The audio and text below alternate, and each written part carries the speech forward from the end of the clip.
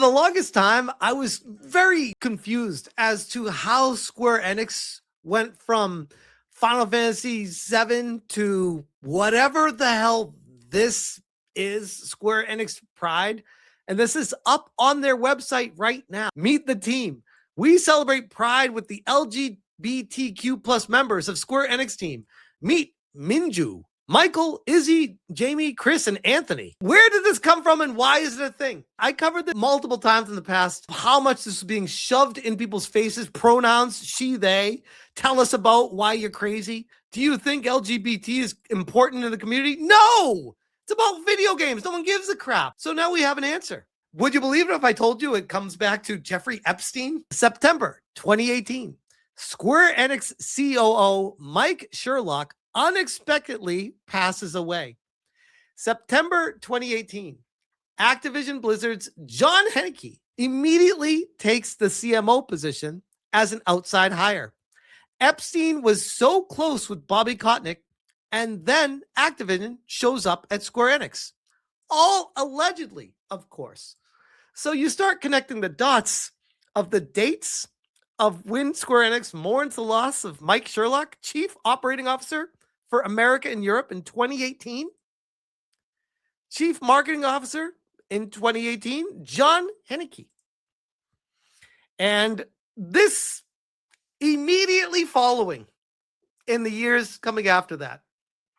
MENA drawing contest for LGBTQ plus, Pride, the religious concepts, the censorship, the Pride parades, the Pride flags, Pride Month being celebrated at Square Enix, through and through across the board. And we have this leaked message to Jeffrey Epstein. If we can corral Woody and Dick for 22, 23, 22nd works for David Brenner, if we got to go without him, so be it. Not easy getting all these guys together. Have a call into Robin's manager. September 26, 2012, Jeffrey Epstein wrote, I will ask friends. Bobby Kotick from Activision, for example. A friend. Bobby Kotick, a friend of Jeffrey Epstein. And then you start diving into the history of this relationship. And oh, the tangled webs we weave and how small the world of gaming really is with the connections behind the scenes. Charlie Intel. Additional emails also revealed Jeffrey Epstein's advisors were talking to former Activision CEO Bobby Kotick about microtransactions and Call of Duty back in 2013. I'm all for indoctrinating kids into an economy. You gotta love how his example for real world rewards is virtual items in games. Bobby Kotick. X Prize is a good idea, but key is real world rewards. Learn to read. Cell phone minutes, iPhone credits, virtual items in games. Where does this all lead to? My God. Call of Duty Mobile. You don't like free CP? This tweet has been deleted. Pirate Nation.x. Jeffrey Epstein advisors helped push microtransactions in Call of Duty. I'm all for indoctrinating kids into this economy. George Torch. The Epstein emails involving Activision's Bobby Kotick go beyond disgusting. We can't let degenerate elites dictate gaming. Either we create a market of our own games, or our hobby will be forever destroyed by corruption, greed, and progressivism. Dragonboard. Well, shit, no wonder. Halo. July is Disability Pride Month. This is, again, Microsoft, Bill Gates in bed, figuratively, I'd like to think, with Jeffrey Epstein, not literally. Happy Pride Month from Halo. At this point, who even knows behind the scenes with all these things coming out? And it all goes back to behind the scenes connections with Activision, former board members going over to Square Enix, and then turning Square Enix into this shortly after that happened. Noir, this is crazy. That MFR was literally behind the decline of gaming. He was the one pushing all the shit I hate. His influence in gaming is what I've been fighting all this time. The reunion. Epstein Files shows interest in the video game industry, including sharing stock information from Ubisoft, Square Enix, Nintendo, and Tencent. This email was from 2015. Don't you think the culture of these companies changed rather drastically since 2015? I mean, for the longest time, Everyone was saying this is BlackRock and Vanguard, which, again, who knows what the connections with Epstein and them is behind the scenes. But it still didn't paint the full picture of what was actually happening. And now we see Epstein being involved right around the same time that all the LGBTQ stuff started indoctrinating gaming, where it was all coming from. And you got to ask the question, like, did he have something to do with it? The reunion. Activision Blizzard employees began to slowly filter into higher positions at Square Enix in 2016, and then full force after John Heineke took office, and the culture of Square Enix began to change rapidly. Oh, would you look at that? Square Enix, Activision, Blizzard, Activision, THQ, Activision, THQ, Activision, Blizzard. Weird. So what you're telling me is when you put a person up top that's already an indoctrinated person that's following the rules of what someone else wants them to do, they bring in like-minded people that they know from other companies that will follow out and push the agenda that they want? Is this what destroyed Square Enix? This is the email from 2015. Consumer discretionary to propose investing in Ubisoft, Square Enix, Nintendo, Nvidia, and Tencent. Let me move myself all at the bottom there. Look at that. Holy crap. You wonder. Pirate Nation, Epstein files include a 2015 email that shows Jeffrey Epstein's interest in video game stocks. The mail mentions Ubisoft, Square Enix, Nintendo, and Tencent in the context of stock information or investment discussion. There is no evidence in the documents of significant holdings or direct influence over these companies. That doesn't mean it didn't happen, though. And again, I want to point everyone to what did happen with a friend of Jeffrey Epstein, and then the investments going through to it. I'll let you guys connect the dots. I'm just giving the information. TB reviews. Epstein being involved in the creation of microtransactions, formation of POL, involved with multiple gaming companies. It's actually insane how many conspiracy theories are coming true and his involvement in everything. I genuinely cannot get over this. Madam Savvy, more Epstein file interests. In this one, Joy is messaging Epstein about showing CEOs of Sony and DNA. DNA makes Pokemon Masters, along with tons of other apps. The Nintendo's branch for the phone apps. And they actually work in other fields too, not just gaming. We looked it up on stream once. Epstein had his investor go to E3. Epstein was invested in game companies like Nintendo and watched them. Epstein writes to very eccentric man about augmented reality about Pokemon Go.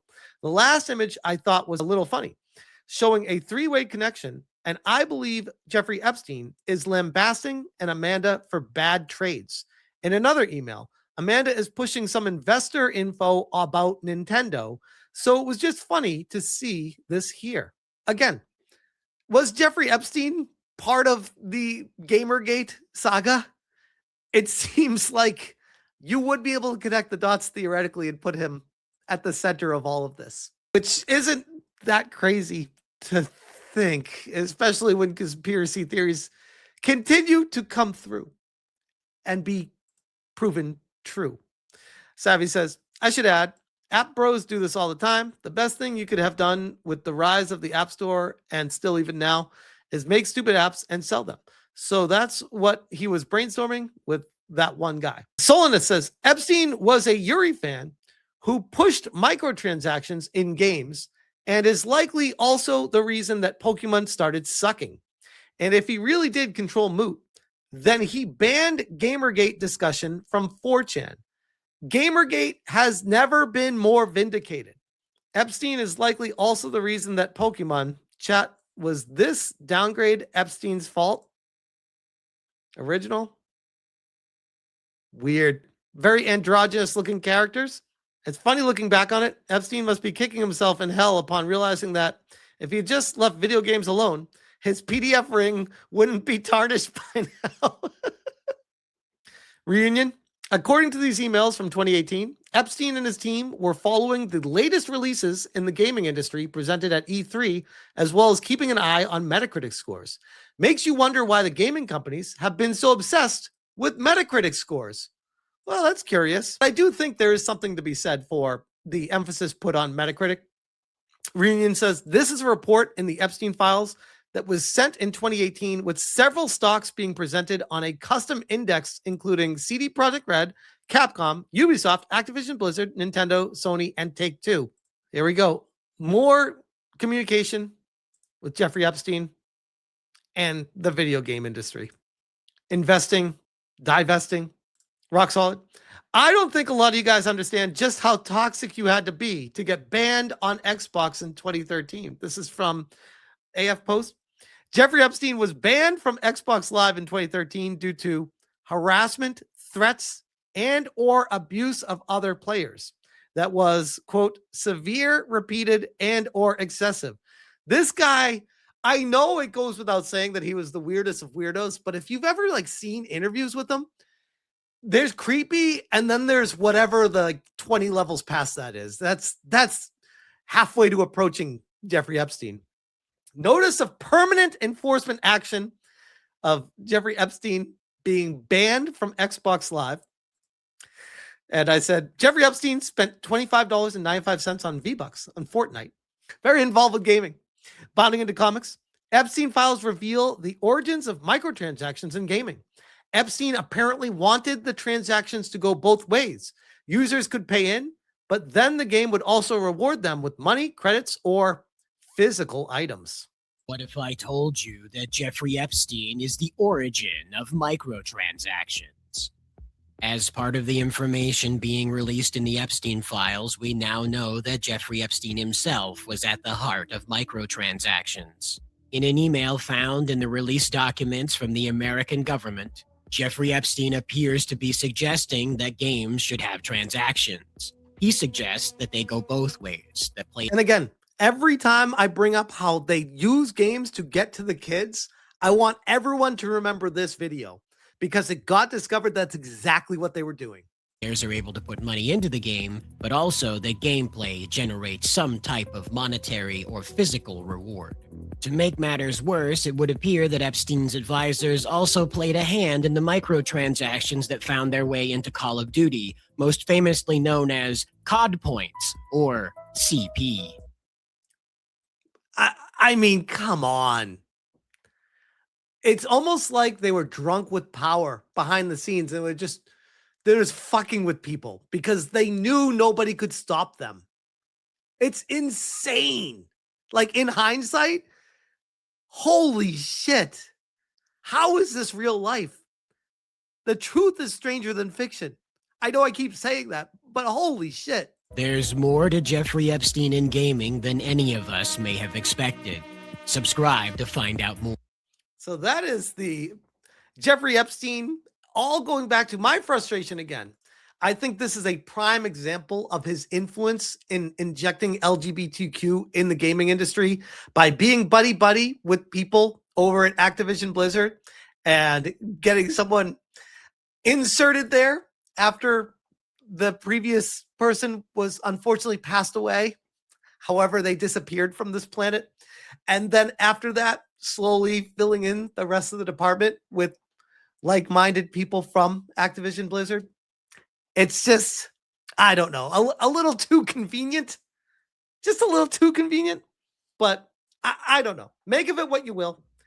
I can't help but draw the connection between the two. Let me know what you guys think about it, but I will leave that one right there.